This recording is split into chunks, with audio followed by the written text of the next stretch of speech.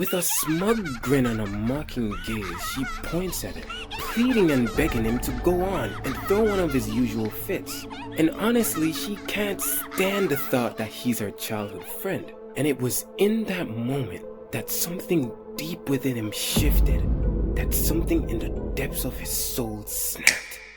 Takayashiki Rua is not your average girl. She's one of the hottest idols at the moment, while also being the granddaughter of Takayashiki Taizo, the chairman of the Teiken Group, Japan's ruling corporate giant, making her wealth and influence far beyond any normal person. In other words, she was a real-life princess in action.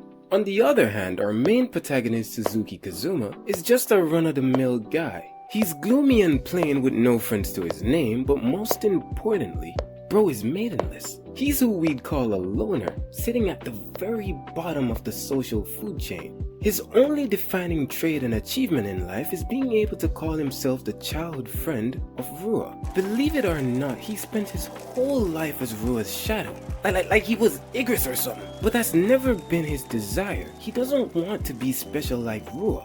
All he ever wanted was something simple, a real connection, friends, a girlfriend and a normal life. But he didn't just come to this conclusion suddenly, as he actually tried to express those feelings to her. But it took a turn for the worse. With venom dripping from her voice, she asked if he was stupid, that he should know his place like the worthless, gloomy loser that he is, as his only worth in life is being her childhood friend. Nothing more and nothing less. That role alone used up all his life points, and he should get it through that tough skull of his, as her words ring through his ear that he should know his place. The words that she repeated to him all these years, they weighed on him like a burdening curse, but even then, he couldn't help but long for a normal life. It was then, in the spring of his first year in high school, that he sat by his desk at home, shortly after receiving a text message from Rua herself, requesting that he meets her at the station the next day at 3 p.m. since Aya and some other friends had planned to go to karaoke, asking if he wanted to go. He figured that this Aya person must have been Hiragi Ayaka, the flashy girl from school who oddly enough he never spoke to. Confused, he wondered why him of all persons, and as if he were answering his thoughts, mentioned something he had said in relations to wanting friends, but most importantly, a girlfriend, further encouraging him that the best way to do that would be to join an elite group like theirs, encouraging him to take the first step. As his eyes glistened at the opportunity, he thought that this would finally be his chance to change, and he desperately wanted to. He dressed up the best he could and even went to the barber to get that sweet fade. It was finally the moment of truth, and right as he pulled the handle of the door, he thought to himself that to become a new him, in order to finally change. The room burst into laughter as they taunted him for actually showing up. How gross it was. They even mocked my boy's fade, mentioning how he smells like he just got out of the hair salon. Plus they're clowning his fresh new jacket. All while Rua laughed the loudest, mockingly asking them to stop as he really did try his best. Yet Aya, her friend, sat quietly unamused. Kazuma stands in silence, not a single word left his mouth, and as he drowns the sounds of all the laughter in the background, he realized that it was all just a setup. Rua stands to her feet and asked him what was wrong, as he just seemed to be standing there awkwardly. She cheers him on, begging him to cry in front of everyone, as she had bet 10,000 yen that he would have. Ignoring her plea, he whispered under his breath, requesting that she answers just one question. If he had done something wrong, desperately desiring to know what exactly he had done to deserve this. And with that devilish smile of hers, she answered that it was obvious, simply because he was her slave, urging him to go on, struggle, to put on a good show for her. And then it happened. She finally admitted the truth, that this whole time she couldn't stand the thought of him being her childhood friend.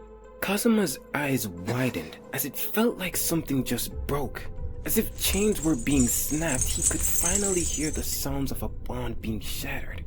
It was the last straw for him, and with those dead and soulless eyes, he looked right through her, mentioning that he felt the same, that they should cut ties, and she couldn't believe what she just heard. Infuriated, she asked him what exactly he thought he was saying. A loser such as himself shouldn't even be talking back to her. But Kazuma was right, as she was the one complaining after all. She continued her onslaught once more that he shouldn't mess with her, as unlike him, she has every right to hate him. But Kazuma's done. He clenches his fist and with a sudden explosion of rage, he slams it through the table. And almost as if it were nothing to him, he turns around facing the door in front of him, finally mentioning that it was settled, and closes the door behind him. Standing in shock, Rua's entourage talk about how lame Kazuma was, and how she shouldn't worry about him. Meanwhile, her friend Aya made an astute observation, asking if bro really broke the table. And as they gathered, they were all met with denial and disbelief that a human could possibly do such a thing. All while Rua stands afar off, shook with rage, unable to grasp how it was a piece of her confidence could be shattered by someone like him. And while standing in place, she screams that she'll never forgive him for breaking off their friendship. All while Kazuma, on the other hand, thinks how refreshing that whole experience had been for him, as the world itself seems to be glowing. He wondered why he had always allowed her to control him this whole time, as he'd much rather face high school alone than sell his soul to a beast wearing human clothing. But deciding to move forward and no longer living in her shadow, Kazuma finally felt free. That same night, we get our first glimpse of the man pulling the strings behind the mighty Taikai group, Takayashiki Taizo, and with a stern demeanor he stares at the pages before him. But that all changes when Rua calls out to him from afar, and his whole mood lightens up. She goes on to mention how Kazuma has been mean to her today, as he threatened to break off their friendship. But her statement catches the attention of the beauty standing idly in the room. Rua's cousin Takayashiki Kikura turns in disbelief, asking if what she had said was true. Rua confirms her suspicion by reiterating that she couldn't believe it herself, as she never once thought Kazuma would oppose her until now.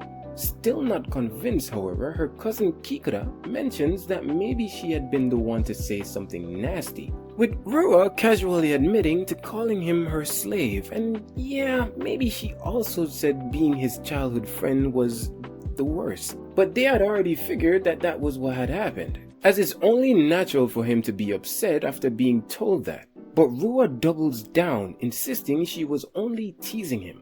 Jealousy bubbles to the surface as she confesses that it's infuriating to her to see Kazuma trying to make friends and looking for a girlfriend, as the whole thought to her is ridiculous. But Kikura mentions that wanting more friends is actually pretty normal, but denying it all, Rua screams at the top of her lungs that it's not. After all, Kazuma always had her. The world's cutest Rua is always by his side, yet just the thought of him wanting to get close to another girl is unbelievable. And because of that, she believes it's only natural that she'd want to tease him about it. As in the whole world, she's the only one who understands him the most. Because get this, she loves him.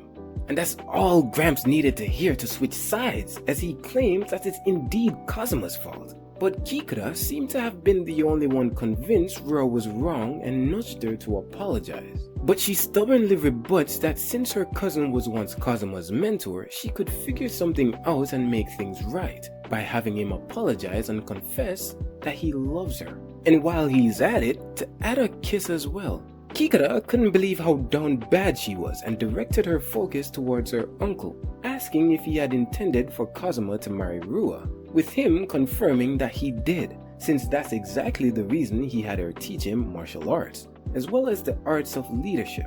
Plus, Rua had liked him, and a talent such as himself was one of a kind.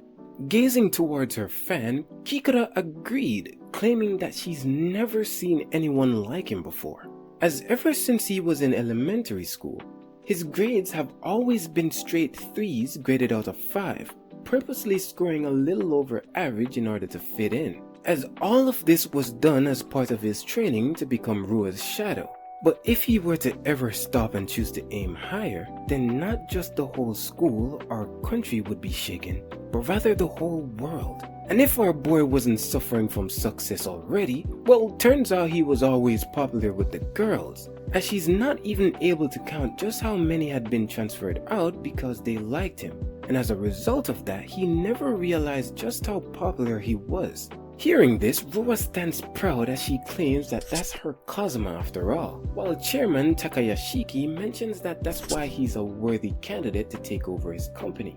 But Kikara saw much further, since now that he's cut ties with Rua, he no longer needs to hold himself back, and she couldn't help but wait for the moment when everything would spiral out of control. And it started the very next day. The halls of the Teikai Academy buzzed with tension, and right in the center of the corridor sat a single desk and chair that belonged to Kazuma. The message was loud and clear. He went against Rua, and this was his punishment. Of course, the ultra-rich Harris would stoop this low, just to prove how much of a cruel, spoiled human being she really was. Still, he didn't let it shake him. Instead, he calmly weighed his options. Option 1 was to drag the desk back to class and endure the ridicule. Or option 2, complain to the staff. But it wouldn't have been worth it since the school literally belongs to her grandfather, chairman of the Teikai group. You see, this isn't just any academy. This is Teikai Academy, a school that cultivates S-class talent, where elite students from across the nations are recruited under a scholarship program to become the best in sports, arts, and academics, you name it. If you excel, you don't pay a single yen. But make no mistake, because this place runs on a hierarchy, a real-life castle system, complete with upper and lower ranks. And sitting at the very top of the throne, Rua, the self-proclaimed princess herself. So yeah, option 2 was out the window. Instead, Kazuma does something no one expected. He grabs his pen and quickly scribbles a quick message on the paper taped on the chair. He stated that he'll be studying on his own, and since it was a direct message from Princess Rua herself, then they should please count him as present. Surprised by his 200 IQ play, the other students stood in shock as Kazuma decides to head to another location, but also thought about how troublesome it would be if others found out about it. And upon his arrival, he reveals that it's an underground library that only he and a few others know about, as most students and some teachers are unaware that it even exists. But since he's a regular, the senior of the library committee lets him in sometimes. As he walks down the stairs towards the door, he thought about how he just killed time until classes were finished, thinking how he'd always wanted to live a normal life. But now that he's gone against Rua, he doesn't think he'll be able to make many friends or having a girlfriend for that matter. And as he grips the door handle, he wishes to now live quietly on his own, and opening the door before him, all he saw were yams. And it's in that moment that Kazuma had no idea about the story that was about to be unfolded right before him, as his goal of seeking an ordinary life was now filled with extraordinary girls, and his days were now far from peaceful. Yo, if you enjoyed this episode, then don't forget to like and subscribe, and comment what manga you'd like me to do next. And if you'd like to see more mangas covered by me, then don't forget to check out His Teacher Desperately Wants Him to Fall in Love with Her. With that being said, noodles.